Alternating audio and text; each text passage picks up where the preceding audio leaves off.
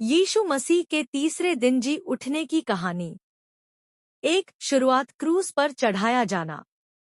लगभग 2000 साल पहले यरूशलेम में एक महान घटना घटी जिसने पूरी दुनिया का इतिहास बदल दिया। यह घटना थी प्रभु यीशु मसीह की मृत्यु और फिर तीसरे दिन उनका जी उठना। यीशु मसीह परमेश्वर के पुत्र माने जाते हैं जो संसार में लोगों को पाप से बचाने और सच्चाई का मार्ग दिखाने के लिए आए थे। उन्होंने प्रेम, क्षमा, दया और सत्य का संदेश दिया। उन्होंने बीमारों को चंगा किया, अंधों को दृष्टि दी और मृतकों को भी जीवित किया। लेकिन उनके इन कामों से कुछ धार्मिक अगुवे उनसे जलने लगे। धीरे धीरे विरोध इतना बढ़ गया कि उन्होंने यीशु को मारने की योजना बना ली। यहूदियों के अगुवों ने उन्हें पकड़वाया और रोमी राज्यपाल पीलातुस के सामने लाया। हालांकि पीलातुस को यीशु में कोई दोष नहीं मिला, फिर भी भीड़ के दबाव में आकर उसने उन्हें क्रूस पर चढ़ाने का आदेश दे दिया। यीशु को बहुत कोड़े लगाए गए, उनका मजाक उड़ाया गया और फिर उन्हें एक भारी लकड़ी का क्रूस उठाकर ले जाने के लिए मजबूर किया गया। अंत में उन्हें गोलगोथा नाम की जगह पर क्रूस पर चढ़ा दिया गया। क्रूस पर लटकते हुए भी यीशु ने कहा, हे पिता, इन्हें क्षमा कर, क्योंकि ये नहीं जानते कि ये क्या कर रहे हैं। यह उनके प्रेम और क्षमा का सबसे बड़ा उदाहरण था। 2. मृत्यु और दफनाया जाना। कई घंटे तक क्रूस पर रहने के बाद यीशु ने अपने प्राण त्याग दिए। उस समय आकाश में अंधकार छा गया और पृथ्वी कांप उठी। यह घटना दर्शाती है कि यह कोई साधारण मृत्यु नहीं थी। एक व्यक्ति जिसका नाम यूसुफ अरिमथिया था, उसने पीलातुस से यीशु का शरीर मांगा। उसने यीशु के शरीर को एक नए कफन में लपेटा और एक नई कब्र में रख दिया, जो चट्टान काटकर बनाई गई थी। कब्र के मुंह पर एक बड़ा पत्थर लुढ़का दिया गया। यहूदियों के अगुवों को डर था कि कहीं यीशु के चेले उनका शरीर चुराकर यह न कह दे कि वे जी उठे हैं, इसलिए उन्होंने कब्र पर सैनिक पहरा भी लगा दिया। 3. तीसरे दिन की सुबह एक नई शुरुआत। तीसरे दिन, जो सप्ताह का पहला दिन, रविवार था, बहुत सुबह कुछ स्त्रियां कब्र पर गईं। इनमें मरियम मगदलिनी और अन्य स्त्रियां थीं। वे यीशु के शरीर पर सुगंधित तेल लगाने के लिए गई थी। लेकिन जब वे वहां पहुंची तो उन्होंने देखा कि कब्र का पत्थर हटाया हुआ है। वे चकित रह गई। जब वे अंदर गईं तो उन्होंने देखा कि यीशु का शरीर वहां नहीं है। तभी 2 स्वर्गदूत चमकते हुए वस्त्रों में उनके सामने प्रकट हुए और कहा, तुम जीवित को मरे हुओं में क्यों ढूंढती हो? वह यहाँ नहीं है, परंतु जी उठा है। यह सुनकर वे बहुत डर गईं, लेकिन साथ ही उनके मन में आशा और आनंद भी भर गया। 4. मरियम मगदलिनी को दर्शन। मरियम मगदलिनी कब्र के बाहर रो रही थी। तभी उसने पीछे मुड़कर देखा और उसे लगा कि कोई माली खड़ा है। उसने पूछा, यदि तुमने उसे उठा लिया है तो मुझे बता दो कि उसे कहाँ रखा है। तभी उस व्यक्ति ने उसका नाम लेकर कहा, मरियम। जैसे ही उसने आवाज पहचानी, वह समझ गई कि यह यीशु है।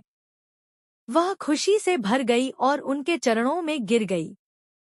यीशु ने उससे कहा, मेरे भाइयों के पास जा और उन्हें बता कि मैं जी उठा हूँ। मरियम तुरंत चेलों के पास गई और यह खुशखबरी सुनाई। 5. चेलों को पहली खबर। जब मरियम और अन्य स्त्रियों ने चेलों को बताया कि यीशु जी उठे हैं, तो पहले तो उन्हें विश्वास नहीं हुआ। उन्हें लगा कि यह एक कल्पना है। लेकिन पतरस और यूहन्ना तुरंत कब्र की ओर दौड़े।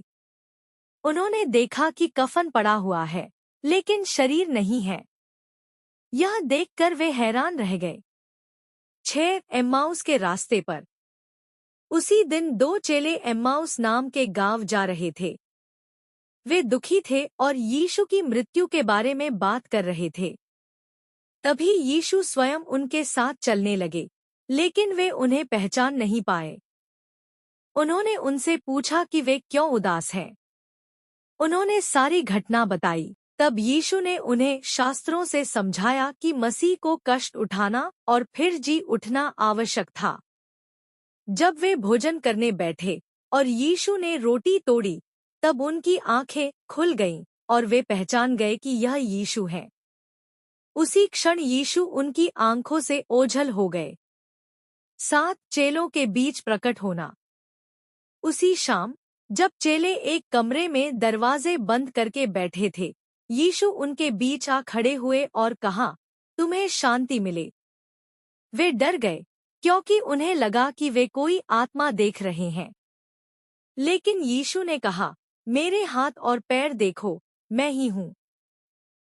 उन्होंने उन्हें अपने घाव दिखाए और उनके साथ भोजन भी किया, ताकि वे समझ सकें कि वह सचमुच जीवित हैं। 8 थोमा का संदेह। एक चेला जिसका नाम थोमा था, उस समय वहां नहीं था। जब अन्य चेलों ने उसे बताया कि उन्होंने यीशु को देखा है, तो उसने कहा, जब तक मैं उनके हाथों में कीलों के निशान न देखूं और अपनी उंगली उसमें न डालूं, मैं विश्वास नहीं करूंगा। 8 दिन बाद यीशु फिर से प्रकट हुए, और इस बार थोमा भी वहां था। यीशु ने उससे कहा, अपनी उंगली यहाँ रख और देख, और अविश्वासी नहीं, परंतु विश्वासी बन। तब थोमा ने कहा, हे मेरे प्रभु, हे मेरे परमेश्वर।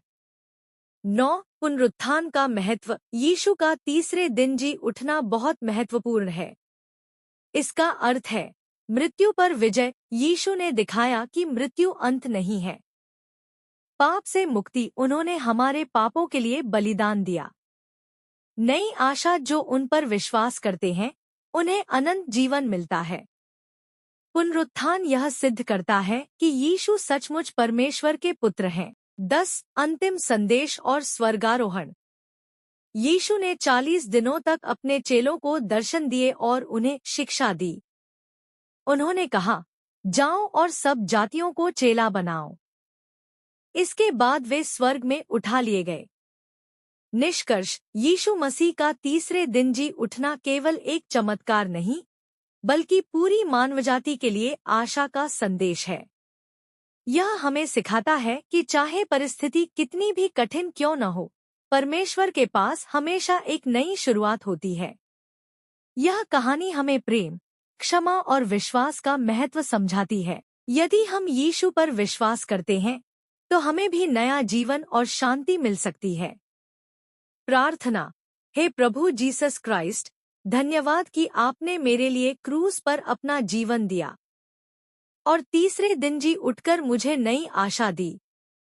मेरे दिल को शुद्ध कर, मुझे सच्चाई और प्रेम के रास्ते पर चलना सिखा। मेरे जीवन में अपनी शांति भर दे और मुझे हर दिन तेरे अनुसार जीने की ताकत दे। आमीन।